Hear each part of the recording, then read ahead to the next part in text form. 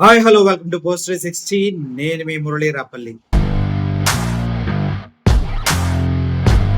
అనుకున్నంతే జరిగింది. కూటమి ప్రభుత్వానికి జిందాల్ సంస్థ గట్టిగా బ్యాండ్ బాజా భారత్ అన్నమాట. ఎందుకంటే జిందాల్ అధినేత, జిందాల్ సంస్థల అధినేత, చైర్మన్, సిఇఓ, ఎండి అన్నీ ఆయనే. ఆయన పైన అనేకమైన అభియోగాలు చేసి జత్వాని అనే ఒక అమ్మాయిని తీసుకొచ్చి నానా డ్రామాలాడి అబద్ధాలు చెప్పించి చాలా చాలా చేశారు. ఇదంతా డ్రామాల మీద డ్రామాలు క్రియేట్ చేశారు.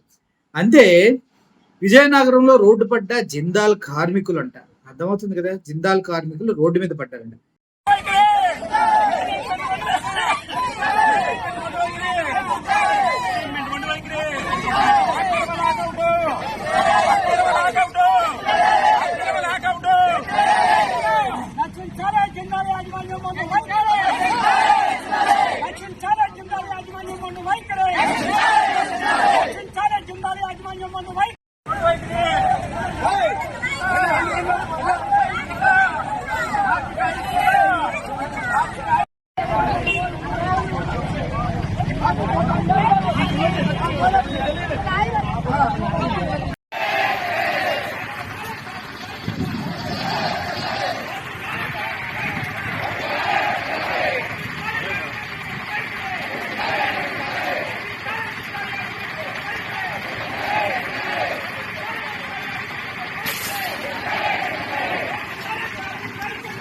జిందాల్ స్టీల్స్, ఎస్డబ్ల్యూ, చాలా కంపెనీస్ ఉన్నాయి. వెళ్ళి మల్టీనేషనల్ కంపెనీ జిందాల్ స్టీల్స్ విజయనగరంలో ఉన్నట్టుండి లే ఆఫ్ ప్రకటించేసింది. లే ఆఫ్ ప్రకటించడం అంటే, బాబు మీ గవర్నమెంట్ మాకేమి ఇవ్వట్లేదు సబ్సిడీలు, ముడి సరుకు విలువ బాగా పెరిగిపోయింది, ఇంకా ఈ కంపెనీని మేము రన్ చేయలేము, మీ అందరి మీరు తట్టా పొట్టా సర్దుకొని వెళ్ళిపోతా హో అందనమాట. ఇప్పుడు అటు వెళ్తే లాక్కోలేక, ఇటు వెళ్తే పిక్కోలేక, అటు జిందాల్ కంపెనీని అడగలేక, ఇటు కూటమిని అడిగినా ఏం చేయదని తెలిసి పాపం శ్రామికుల పరిస్థితి రెండింటికి చెడ్డ రేవడిలాగా తుక్కు అయిపోతుందంట. సో కూటమి ప్రభుత్వం రాయితీలు ఇవ్వకపోవడం, ముడి సరుకు ధర భారీగా పెరగడంతో లే ఆఫ్ ప్రకటించిన జిందాల్ స్టెయిన్లెస్ స్టీల్ లిమిటెడ్ అయిపోయా.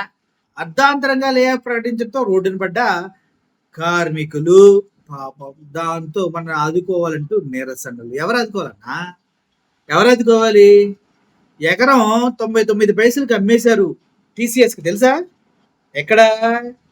కరెక్ట్గా ఋషికొండ పక్కనే ఎకరం 99 పైసలు, అంటే రూపాయి కూడా కాదా, 99 పైసలకి 22 ఎకరాలు అమ్మేశారు. అటువంటి వాళ్ళకి కన్సెషన్ ఇస్తున్నారు. కానీ జిందాల్ సంస్థ ఆల్రెడీ ఇక్కడే ఎస్టాబ్లిష్ అయ్యి ఇక్కడ వర్కింగ్ లో ఉన్నదానికి మాత్రం ఎటువంటివి ఉండవన్నా. పైగా వాళ్ళపైన కేసులు, వాళ్ళపైన అమ్మాయిలు పెట్టి అభియోగాలు చాలా చేస్తారనమాట. ఏం చేసినా ఇప్పుడు రోడ్డుని పడ్డది ఎవడు? ప్రజలే కదా. అదనమాట. ఇప్పటికే రాష్ట్ర వ్యాప్తంగా కూటమి ఎమ్మెల్యేలకి కప్పం కట్టలేక కార్మికులను రోడ్డు పడేస్తూ దుకాణం సర్దుకుంటున్న పలు కంపెనీలు. కప్పాలా? అప్ప మామూలు కప్పాలి కదబ్బా. ఎందుకు పల్నాడు కూడా 2 ఫ్యాక్టరీలు కప్పాలు కట్టాలనేసి మా పల్నాడు ఎమ్మెల్యే ఆపేశాడుగా. మళ్ళీ కాళ్ళ బట్టి తీసుకుని వచ్చారు. సో ఇప్పుడు కూడా అందరికి కప్పాలు కట్టాలనేసి ఆ శిస్తులు కప్పాలు కట్టలేక అన్ని తట్టా పుట్టా సర్దుకుంటున్న కంపెనీలు అంటబ్బా. ఇది ఇలా అయితే ఏపీలో కొత్త కంపెనీలు ఎలా వస్తాయి ఏంటి? ఎప్పుడు వచ్చినాయి? ఎలా వస్తాయి ఏంటన్నా కొత్త కంపెనీలు? ఎప్పుడు వచ్చినాయి? ఇప్పుడు కొత్త కంపెనీలు ఏమి రాలా. జగన్మోహన్ రెడ్డి గారు అప్పుడు ఎంఓయూలు చేసుకున్న కంపెనీలు ఇప్పుడు కూడా, మొన్న లోకేష్ గారు టీసీఎస్ తెచ్చాను అన్నది కూడా అప్పుడు జగన్మోహన్ రెడ్డి గారు ఉన్నప్పుడు తీసుకొచ్చినవే. కొత్తగా ఇక్కడ కంపెనీలు ఏం రావట్లే ఆంధ్రప్రదేశ్లో. అర్థం కావట్లేదు మీకు? రావు కూడా. రాబోయే 4 సంవత్సరాలు కూడా రావు. ఎందుకంటే వచ్చిన వాళ్ళ దగ్గర ఆశాంతం దోచుకుంటారు, లేదంటే దోచి పెడతారు. ఇటు దోచుకుని అటు దోచి పెడతారు. లూలు మాలు ఇట్లాంటి వాళ్ళకైతే గట్టిగా దండిగా ఆస్తులు రాసి పెడతా ఉన్నారు. చూద్దాం. ఇప్పుడైతే ప్రస్తుతానికి రోడ్డును పడ్డ విజయనగర్లో ఉన్న జిందా స్టెయిన్లెస్ స్టీల్ కంపెనీ యొక్క కార్మికులు ఏం చేయాలో తెలియక రోడ్డు మీద పాపం నిరసన చేస్తూ ఉన్నారు. అన్నా వెళ్ళి చంద్రబాబు నాయుడు గారిని అడగండి, కొత్త ఫ్యాక్టరీ ఇమ్మీడియట్ గా 5 రోజులు కట్టి చేస్తారు మీకోసం. అర్థమైందా? ఎందుకు రోడ్డు మీద పడతారు? వాడెవడో పోయేటప్పుడు. జిందాలు ఇది ఒకటే కాదు పోవడం.